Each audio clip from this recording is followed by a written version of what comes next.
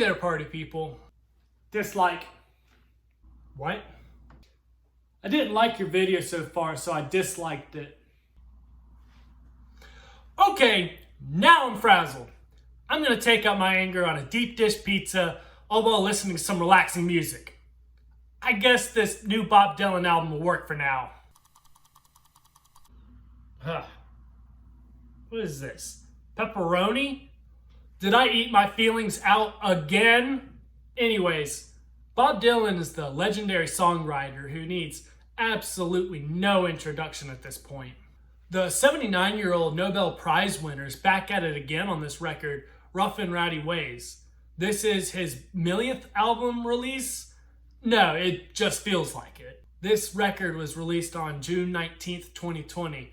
Funny enough, this also dropped the same day as Neil Young's album. I guess it's national, if you're an old musician, release an album day. Going into this record, I feared that it would replicate David Bowie's last album, Black Star, which basically just addressed the fact that he was on the verge of death. However, it's a lot like Black Star. Dylan addresses the ideas of death and the fact that he doesn't have very much longer on this earth. He does this through his storytelling on this hour-long record. The album opens up with the song I Contain Multitudes, where the listener is introduced to Dylan's notorious vocals, all while he's being backed up by a lonely acoustic guitar. Just like other Dylan songs, the lyrics take multiple listens to articulate their meanings and see how they fit together. Even though I've listened to this album numerous times, I'm still learning new things through every playthrough. For example, on this track, he mentions people such as Edgar Allan Poe, Indiana Jones, and Anne Frank.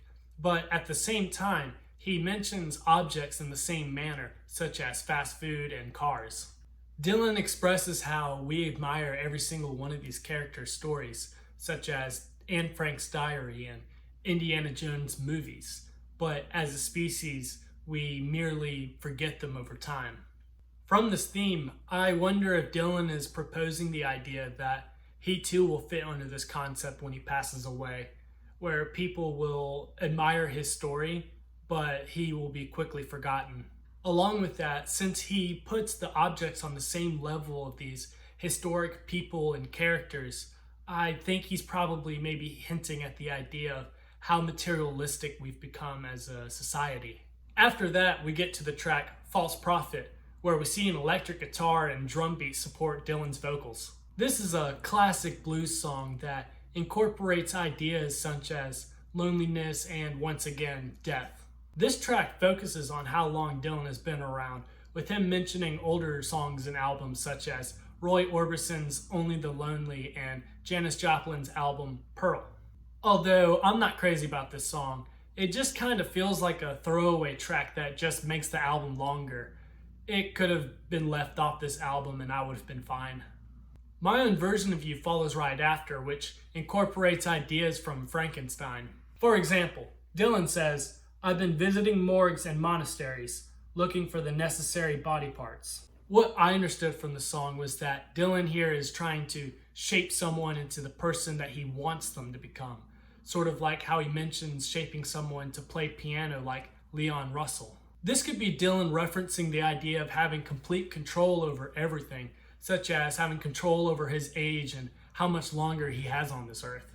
I've made up my mind to Give Myself to You is the song right after, and this is once again another soft and quiet ballad. On the surface, this sounds like a love song where Dylan is falling for a girl.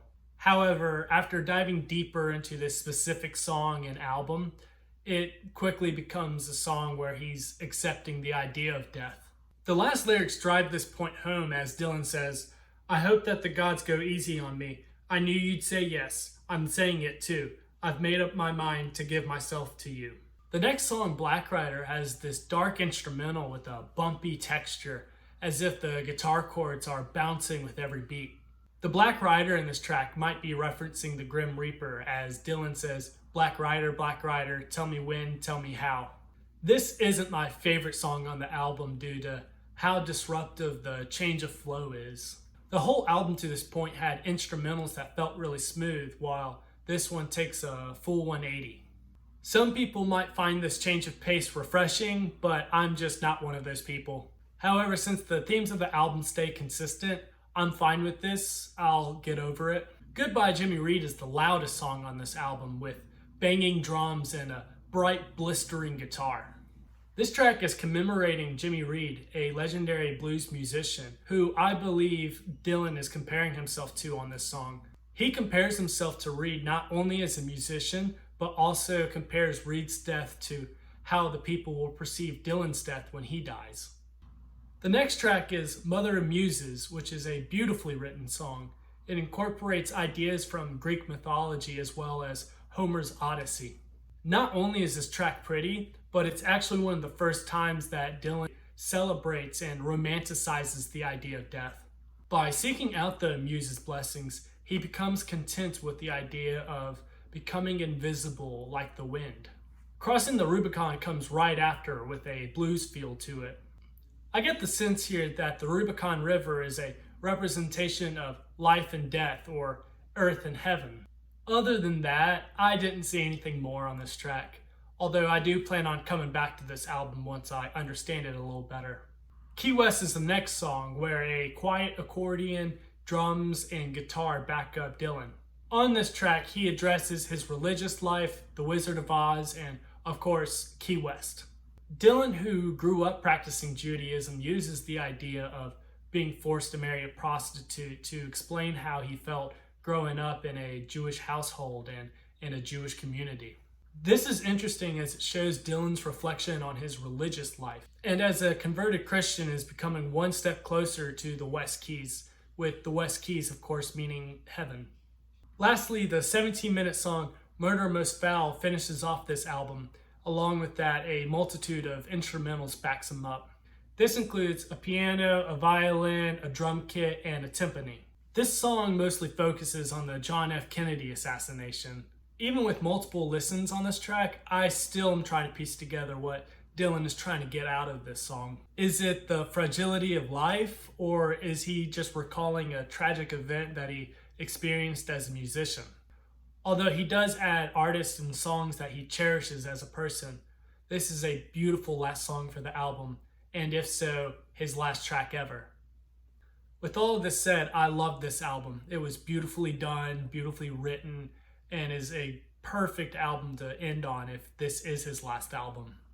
It's good for a casual listen. It's good for a listen to go more in depth on. I give this album 8 out of 10 guitars, but I can definitely see that number going up with more listens. Hey there, party people. Thank you so much for checking out this video. If you liked it, consider subscribing and checking out some of my other content. Leave a comment down below and I'll respond. Let's talk about music. Let's talk about something. Once again, I hope everyone's staying safe and staying happy. Thanks.